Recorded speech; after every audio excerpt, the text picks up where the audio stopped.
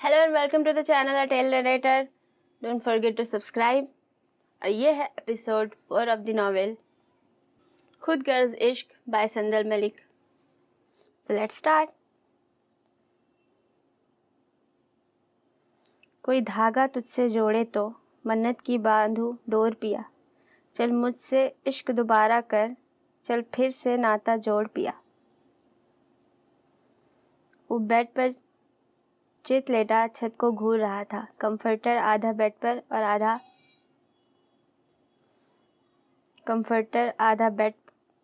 आधा wooden floor को छू रहा था। बेड पर सिगरेट के खाली डब्बे पड़े थे। कुछ सिगरेट बेड पर ही पड़े थे। एशट्रे जले हुए सिगरेट से भरी हुई थी। वो न जाने किन सोचों में गुम था। आंखें लाल अंगार हुई थी जब इसके रात भर जागने की चुगली खा रही थी।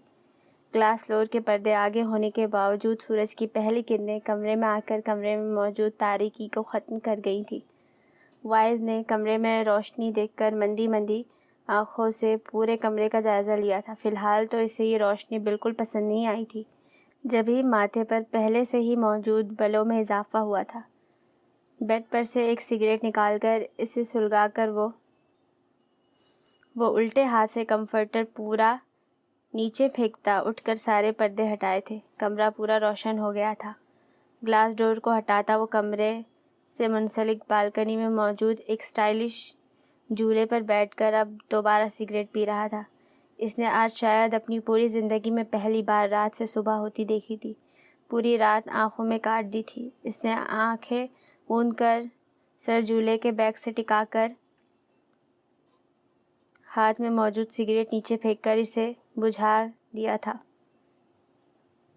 रात को अलीज़े को रास्ते में ही उतारने के बाद वो कुछ आगे गया था, मगर फिर चाह कर भी वो इसे यूं रात को अकेला सड़क पर नहीं छोड़ सकता था। जब भी दिल के हाथों मजबूर होकर वो वापस पलटा था, मगर सामने का मंजर देखकर वो पागल ही हो गया था। अलीज़े मार्क के साथ खड़ी मुस्कुराकर बात कर रही थी। वो गाड़ी से बाहर खड़ा इससे कुछ बोल रहा था, जब भी वो खिलखिलाकर हंसी थी। वो दोनों इसके मुखालिफ सिमत खड़े थे, जब भी इसे देख नहीं सके थे। देख तो वाइज भी इनके चेहरे नहीं सक रहा था, मगर इसे पता था वो मार्क ही था। और फिर मार्क ने अलीज़े को बाजू से पकड़कर गाड़ी में बैठाया था। वाइज ने ज़ोर से आंखें बंद कर ली थी। स्टीयरिंग पर गिरफ्त इंतहाई सख्त हो गई थी। वो गाड़ी जा चुकी थी। काफ़ी देर इधर ही खड़े होने के बाद वो घर आ गया था। बिना किसी से मिले या कुछ खाए वो अपने कमरे में बंद हो गया था। रात का मंजर याद करते इसने एकदम आंखें खोली थी, जो अब पहले से ज़्यादा लाल हो रही थी। जो भी है, जैसा भी है, वो अब सिर्फ़ और सिर्फ तुम्हारी है। अचानक दिल ने जैसे इसे तसल्ली दी थी। इसके चेहरे पर मुस्कुराहट रेंग गई थी। हाँ, वो सिर्फ मेरी है, सिर्फ वाइज मिर्ज़ा की। इसे मैं ले आऊँगा अपने पास, बहुत पास। वाइज ने मुस्कुरा कर सर दोबारा पीछे टिका लिया था। आंखों के सामने इसका खूबसूरत मासूम चेहरा गुजरा था। मुस्कुराहट और गहरी हुई थी। दिमाग को जैसे इसकी मुस्कुराहट पसंद नहीं आई थी जब भी वो हंसा था। वो तुम्हें तो पसंद ही नहीं करती, तुम्हें देखना नहीं चाहती। तुम इसके ज़रा से करीब हो तो वो डर जाती है। दिमाग इससे वर्गला रहा था, जिसमें वो कामयाब भी हुआ था। वाइस के चेहरे से मुस्कुराहट एकदम गायब हुई थी। वो तुम्हें नहीं, मार्क को पसंद करती है।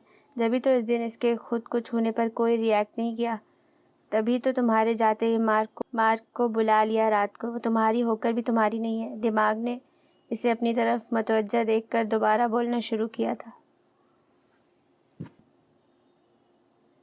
वो मासूम है, ये बातें नहीं समझती।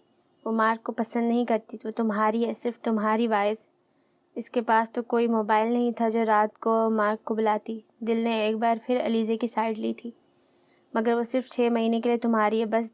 दिमाग दोबारा बोला था। दिमाग की बात पर वो खुल कर हंसा था, जैसे इसने ये बात एंजॉय की हो। वो मासूम भी है, वो मेरी भी है। इसे बहुत जल्द ले आऊँगा अपने पास। सर दोबारा झूले पर टिका कर खुद ही बड़बड़ाता आंखें मूंद गया था। सूरज अब काफ़ी ऊपर आ गया था। इससे कहना इसकी याद में बेहद अजियत है। या अपने नक्श धो जाए या मेरा फिर से हो जाए। कमरे में रोशनी की वजह से इसकी आँख खुली थी, मगर खुद को राज के इतने करीब देखकर اس کے ہوش اڑے تھے۔ وہ راج کے سینے پر سر رکھے ہوئی تھی۔ راج کے دونوں ہاتھ اس کے گرد حصار باندھے ہوئے تھے۔ یہ میں یہاں کیا کر رہی ہوں؟ وہ راج کے ہاتھ خود سے ہٹانے کی کوشش کرتے خود سے ہی بڑبڑائی، پیچھے ہٹے، پلیز چھوڑے مجھے۔ جب اس کی گرفت سے نہیں نکل سکی تبھی ہاتھ اس کے سینے پر مارتی اونچی آواز میں بولی، کیا ہوا رپنزل؟ یہ تم میرے اوپر کیا کر رہی ہو؟ راج جو اس کے ہلتے ہی جاگ گیا تھا، اس کے یوں چڑھنے پر اسے اور چڑھاتا سنجیدہ لہجے میں بولا تھا، مگر گرین آنکھوں میں شرارت واضح تھی۔ میں نہیں آئی، تم ہی لائے ہو، اب پلیز ہٹو، میرے بالوں پر بھی لیٹے ہوئے ہو، درد کر رہے ہیں۔ وہ رو دینے کے قریب تھی۔ آخری دفعہ سمجھا رہا ہوں، تم نہیں بولا کرو، شوہر ہوں، عزت کیا کرو۔ راج نے اس پر گرفت سخت کرتے بالکل سپاٹ لہجے میں کہا، زبردستی کا شوہر، میں نہیں مانتی تمہیں شوہر، ہٹو۔ دل میں ڈر کو چھپاتی مضبوط لہجے میں گویا ہوئی، ساتھ ہی ساتھ اپنے کمر سے اس کے بازو ہٹانے کی کوشش بھی کر رہی تھی۔ تو تم چاہتی ہو کہ میں تمہیں یقین دلا دوں کہ شوہر ہوں تمہارا؟ اس کی گردن میں چہرہ چھپاتی مخمول لہجے میں بولا تھا، پلیز چھوڑو مجھے واش روم جانا ہے، ہٹو۔ اس کے ہاتھوں پر اپنے ناخن مارتی غصے سے بولی تھی۔ بال سارے چہرے پر بکھرے ہوئے تھے۔ تھوڑی دیر لیٹی رہو، غصہ مت دلاؤ۔ اس کی بار بار ایک ہی رٹ سے تنگ آ کر غصے سے بولا تھا، ساتھ ہی اپنے دانت اس کی گردن پر گاڑ دیے تھے۔ جنگلی وہ گردن پر اٹھتے درد سے چلائی تھی، مگر وہاں فرق کسے پڑا تھا؟ اتنے میں ہی تمہاری چیخیں نکل رہی ہے، آگے کیا کرو گی رپنزل؟ اس کی گردن پر اپنا چہرہ پھیرتا مخمور لہجے میں سرگوشی نما بولا تھا، ساتھ ہی کروٹ بدل کر اس کے اوپر آ گیا تھا۔ پلیز ہٹو اوپر سے، مجھے سانس نہیں آ رہا، مجھے جانے دو، مجھے نہیں رہنا تمہارے ساتھ ادھر، پلیز، میں بھاگ جاؤں گی، دیکھنا تم۔ ایک ہاتھ اس کے کندھے پر رکھے اسے خود سے دور کرنے کی کوشش کرتے ہوئے بسی سے بولی تھی، رپنزل ادھر سے جانے کا تو سوچنا ہی چھوڑ دو، کیونکہ میرے ہوتے یہ ناممکن ہے، ایسا کبھی نہیں ہو سکتا، تمہیں میں خود سے دور کسی قیمت پر نہیں جانے دوں گا۔ تم میرا سکون ہو، اور اپنا سکون اپنے ہاتھوں سے کوئی برباد نہیں کرتا۔ تمہیں اب ہمیشہ میرے پاس راج کی قید میں رہنا ہوگا، تم چاہو یا نہ چاہو۔ پہلے تو ادھر سے نکل ہی نہیں سکتی، اگر نکل بھی گئی تو جنگلی جانوروں کی خوراک بن جانا، ان سے بھی بچ گئی تو یاد رکھنا تم مجھ سے کبھی نہیں بچ سکو گی، بہت بری سزا دوں گا، بہت بری۔ اس کی شہرک پر انگوٹھا پھیرتا جنونیت سے بولا تھا۔ گرین پر اسرار آنکھیں لہو ٹپکا رہی تھی، گردن کی رگیں واضح ہو رہی تھی۔ وہ اس کے خود سے دور جانے کا سوچ کر ہی پاگل ہو رہا تھا، کتنے سالوں بعد ملی تھی، اب ایسے کیسے جانے دے سکتا تھا؟ مجھے جانے دو۔ بھوری آنکھیں آنسوؤں سے بھر گئی تھی، یہ سوچ کر ہی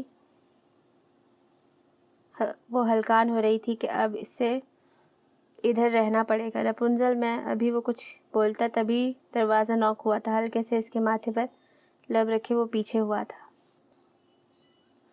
اس کے پیچھے ہوتے ہی آلیانہ گہرے سانس لینے لگ گئی تھی، آنسو لگاتار بہہ رہے تھے۔ سر نیچے، روجر سر آپ کو بلا رہے ہیں۔ راج کے یس بولتے ہی میڈ جاپانی زبان میں بولتی چلی گئی تھی، میں فریش ہو کر نیچے جا رہا ہوں، تم بھی فریش ہو جاؤ، تمہارا بریک فاسٹ ادھر ہی لے آؤں گا۔ راج اس کی طرف دیکھتا نرم لہجے میں بولتا بیڈ سے اٹھ گیا تھا۔ زہر لا دو بس، مجھے نہیں کھانا اور کچھ بھی، غصے سے بولتی وہ کمفرٹر اپنے اوپر کھینچ کر دوبارہ لیٹ گئی تھی۔ راج کچھ دیر خاموشی سے کھڑا اسے دیکھتا رہا، پھر واش روم کی طرف بڑھ گیا۔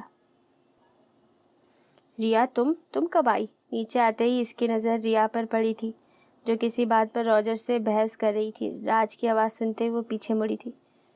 آؤ نا راج، کھڑے کیوں ہو؟ بیٹھو، کچھ کھاتی تواضع کرنے دو اپنی اکلوتی بہن کو، اپنی جسے نکاح کے چھوارے تک کھلانا گوارا نہیں کیا۔ اس کو دیکھتے ہی اس کے سامنے کھڑی ہوتی اسے صوفے کی طرف اشارہ کرتی ایک لفظ چبا کر بولی تھی۔ وہ روجر کے اٹھتے ہی باہر اس کے پاس آ گئی تھی، مگر اسے پھر یہ جان کر جھٹکا لگا کہ راج نے الیانہ کو کڈنیپ کر کے نکاح تک کر لیا ہے۔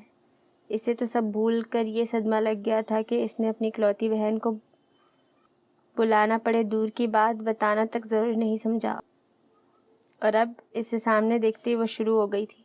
راج نے ایک نظر روجر پر ڈالی تھی، جیسے پوچھنا چاہ رہا ہو کہ کیا ضرورت تھی ابھی بتانے کی۔ ہاں، اب اسے گھورو، اپنی زبان بیچ کر چھوارے منگوائے تھے نا؟ اسے چپ چاپ روجر کی طرف دیکھتا پا کر دوبارہ بولی تھی۔ ایسی کوئی بات نہیں ہے ریا، سب جلدی میں ہوا، وقت نہیں ملا۔ راج صوفے پر بیٹھتا نارمل انداز میں بولا تھا۔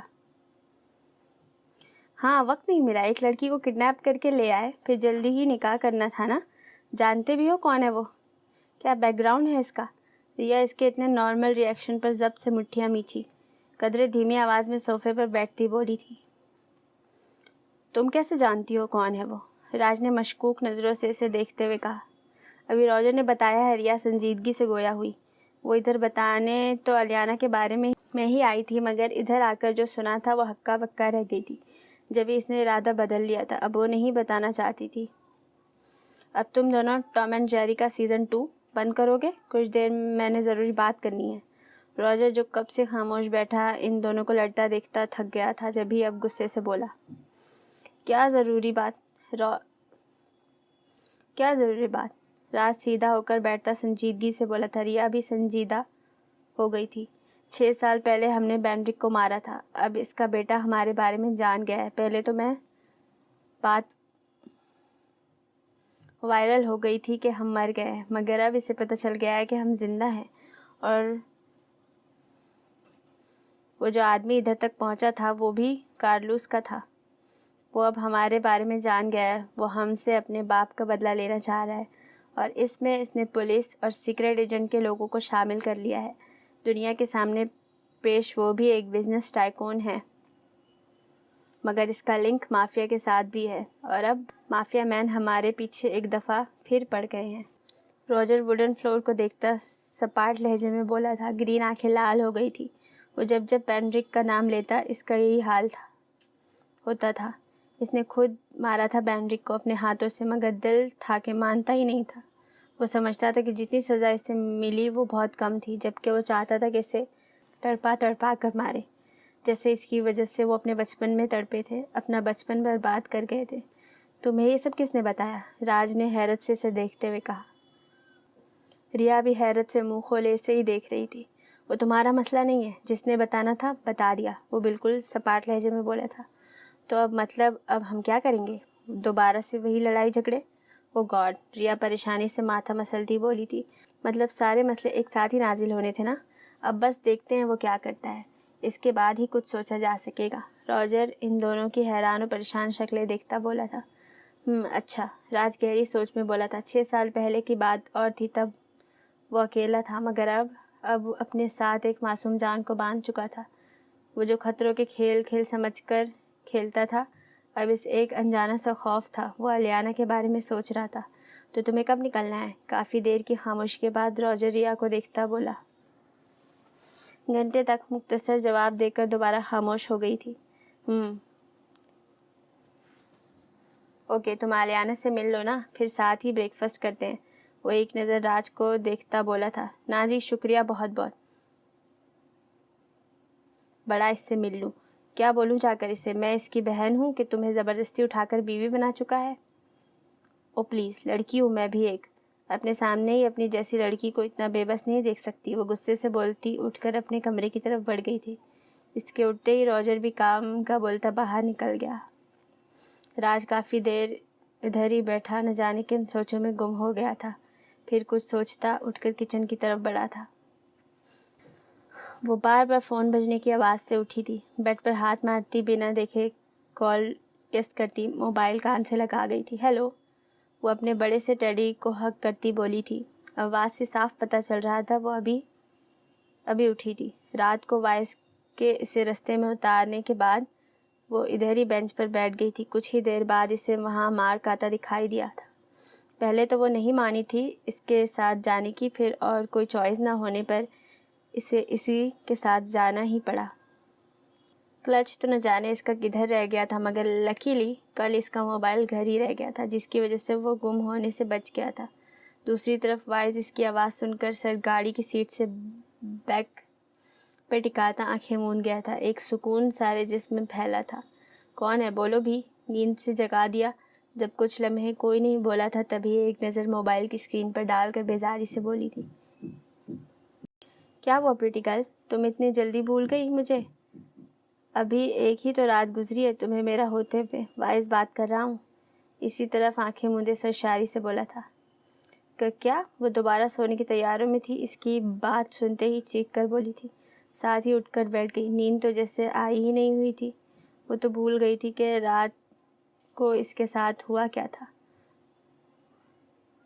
وہی ڈارلنگ جو سنا ہے، لگتا ہے ایک رات میں اپنے شوہر کو بھول گئی، مگر مجھے ایک پل نیند نہیں آئی۔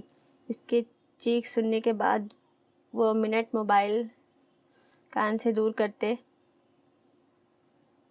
دوبارہ کان سے لگاتے ہوئے کہا، میں کوئی نہیں جانتی آپ کو، اور آپ کو کہا بھی تھا 6 مہینے تک اپنا منہ نہ دکھانا۔ پھر کال کی۔ وہ ڈر کو چھپائے مضبوط لہجے میں بولی تھی۔ کون سا ابھی وہ سامنے تھا جو اسے ڈرتی جب بھی پٹر پٹر زبان چلی تھی۔ اچھا، تم نے کہا تھا کہ 6 مہینے نظر نہ آنا، مگر تم تو کہہ رہی تم مجھے جانتی ہی نہیں۔ اور کیا خوب کہا ہے، میں کدھر نظر آ رہا ہوں تمہیں؟ وائس کال ہے، ویڈیو نہیں۔ وائز اب قدر سنجیدگی سے بولا تھا۔ یقیناً اسے علیزے کا لہجہ اور بات پسند نہیں آئی تھی۔ مجھے کچھ نہیں سننا، سونا ہے مجھے بس۔ اس کی اپنی کولڈ آواز سن کر اپنے خشک لبوں کو تر کرتی دھیمی آواز میں بولی تھی، بہت سو لیا ہے، اٹھو نیچے آؤ، اگلے 10 منٹ میں مجھے نیچے ملو، انتظار کر رہا ہوں میں۔ اس کے فون بند کرنے سے پہلے 2 ٹوک لہجے میں بولا تھا۔ کدھر نیچے آؤں؟ میں ہاسٹل میں ہوں، آج میں یونی بھی نہیں گئی، صرف اس لیے کہ مجھے سونا تھا۔ اس کی بات سنتے ہی جلدی سے بولی تھی، جتنا کہہ رہا ہوں اتنا کرو۔ 10 منٹ میں سے 1 منٹ ضائع ہو گیا، 9 منٹ رہ گئے۔ نہ آئی تو مجھے کوئی مسئلہ نہیں ہے تمہیں سب کے سامنے اٹھا کر، اور اگر لیٹ ہوئی تو بھی میرے پاس ہی آؤ گی،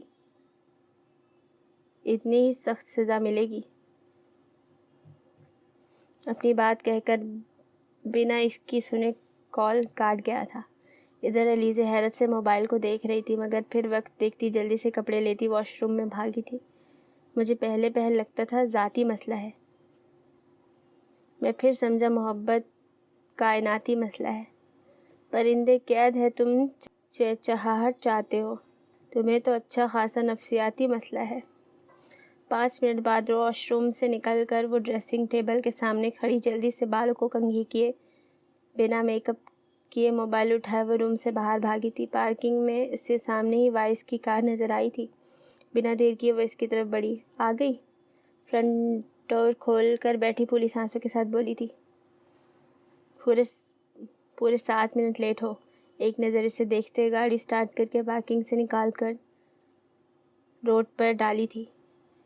تو کیا میں نائٹ ڈریس میں ہی آ جاتی؟ اس کی طرف آئی برو جھکاتی بولی تھی، مجھے کوئی مسئلہ نہ ہوتا۔ خیر دلہن بن کر تو تم ابھی بھی نہیں آئی۔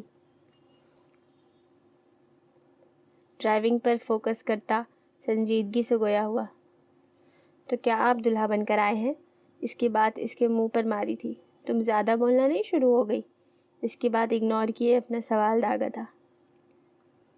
وہ کچھ نہیں بولی تھی، خاموش ہو گئی تھی۔ پتہ نہیں کدھر سے اتنی ہمت آ گئی تھی کہ وہ کل سے پٹر پٹر بول رہی تھی، اب اچانک وائس کی اتنی سرد آواز سن کر زبان تالو سے لگی تھی۔ گلابی نازک لبوں کو دانتوں سے مسلتی ونڈو سے باہر دیکھنے لگی تھی۔ اتنے میں ہی وائز نے گاڑی ایک بہت بڑی بلڈنگ کی پارکنگ میں پارک کی۔ آ جاؤ، سیٹ بیلٹ کھولتا علیزے کو دیکھتا بولا تھا۔ بنا چون چرا کیے وہ بھی اس کے ساتھ باہر نکل آئی تھی۔ ہم یہاں کیوں آئے ہیں؟ جب وائز بنا کچھ بولے بلڈنگ کے اندر لفٹ میں داخل ہوا تھا، جبھی علیزہ عادت سے مجبور دوبارہ بولی تھی۔ وائز اس کی طرف مڑا تھا، ایک گہری نظر اس پر ڈالی تھی جو پچھلے کچھ دنوں سے اس کے اعصاب پر سوار ہو کر رہ گئی تھی۔ Baby pink T shirt, white jeans پہنے، بالوں کو کھلا چھوڑے، بنا میک اپ کے وہ آج کچھ زیادہ ہی سادی لگی تھی، مگر وہ آج پھر ہر بار کی طرح اس کے چہرے کی معصومیت پر کھو گیا تھا۔ کھویا وہ اس کے قریب ہوتا، ہاتھ اس کے ڈرے معصوم سے چہرے کی طرف لے کر گیا تھا۔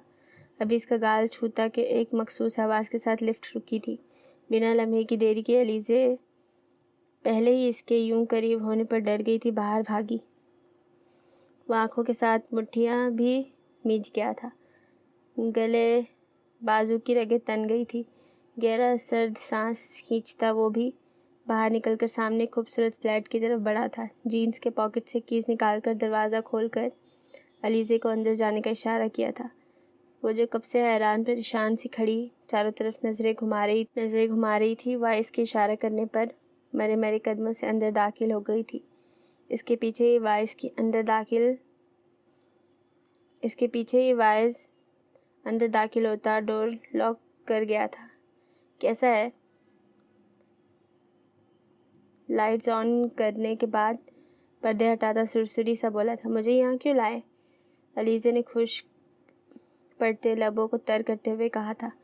اسے کسی انہونی کا احساس ہو رہا تھا۔ رہنے کے لیے میرے ساتھ ادھر ہی رہو گی اب؟ یہ میرا اپنا فلیٹ ہے جو کسی کو نہیں پتہ۔ فارم ہاؤس بھی ہے مگر وہ ڈیڈ کو پتہ ہے، اس لیے ادھر ہی رہیں گے۔ صوفے پر گرنے کے انداز میں بیٹھتا اسے گہری نظروں سے دیکھتا بولا تھا۔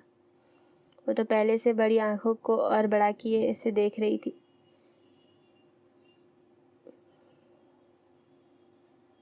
اس نے تو ساری بات میں سے ایک ہی بات سنی تھی کہ وہ اس کے ساتھ ادھر رہے گی۔ مجھے ہاسٹل جانا ہے، حلق تر کرتے ہوئے بولنے کے ساتھ اس کے پاس ہی صوفے پر بیٹھی تھی۔ آنکھیں لبالب آنسوؤں سے بھری تھی۔ ابھی تو دکھانے لایا تھا، باقی کل آئیں گے۔ تم بھی ادھر سے جا کر اپنی پیکنگ کر لینا، صبح میں پک کر لوں گا۔ اس کے قریب ہوتا اس کا سر اپنے سینے سے لگائے نرم لہجے میں بولا تھا، ساتھ ہی سکون سے آنکھیں موند گیا تھا۔ کتنے دنوں بعد اس سے سکون نصیب ہوا تھا۔ مجھے واپس جانا ہے، نہیں رہنا ادھر۔ پہلے تو وہ اس کے اتنے نرم لہجے پر حیران ہوئی تھی۔ وہ تو ہر وقت مرچیں چباتا تھا۔ پھر ہمت کرتی اس کا خود کے گرد حصار توڑنے کی کوشش کرتے بولی تھی۔ دل کی دھڑکنیں منتشر ہوئی تھی۔ نہ مت کیا کرو مجھے۔ اس کے لبوں پر اپنا بھاری ہاتھ رکھے اسے خاموش کرواتا مخمور لہجے میں بولا تھا۔ دوسرے ہاتھ سے شرٹ کے اوپری 2 بٹن کھول چکا تھا۔ دل اس کا بھی کانوں میں گونج رہا تھا۔ سانسیں بھاری سی ہو گئی تھی۔ علیزہ نے آنکھیں بند کر لی تھی۔ بولنے کو تو کچھ رہا ہی نہیں تھا جبھی پلکوں کے بالر گرائے تھے۔ اس سے دور ہونے کی کوشش بھی ترک کر دی تھی، کیونکہ ایسا کرنے پر واعظ نے گرفت کافی حد تک سخت ترین کر دی تھی۔ وہ مخمور سا ہوتا، دنیا و مافیا بھلائے اس کا خوبصورت معصوم چہرہ دیکھنے میں مگن تھا، مگر اس بے خودی کو واعظ کے موبائل کی رنگ ٹون نے توڑا تھا۔ وہ جی جان سے بدمزہ ہوا تھا۔ گہری سانس ہوا کے سپرد کرتے وہ اس کا سر دوبارہ اپنے سینے سے لگائے موبائل پاکٹ سے نکال کر کال اٹھا چکا تھا۔ علیزہ زور سے اس کی شرٹ مٹھیوں میں میچے، آنکھیں بھی میچ چکی تھی۔